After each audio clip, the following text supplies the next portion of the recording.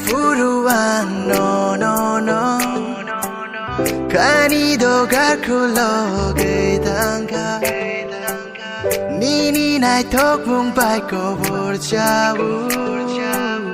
muktang she imang hai ma tongka kok tai sha no no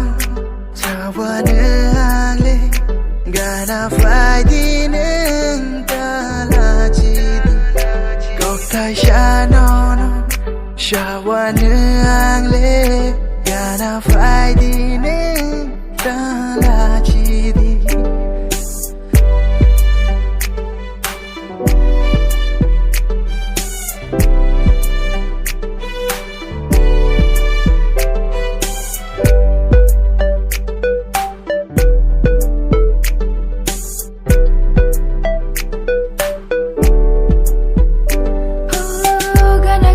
Di ng tabong ng baitang jari ani ako yagriwe ng ano ninisinani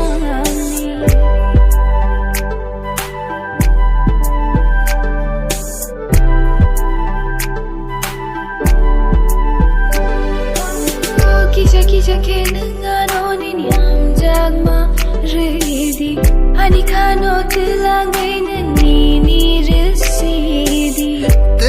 nai nini kano ani shinam amzak nai no no wang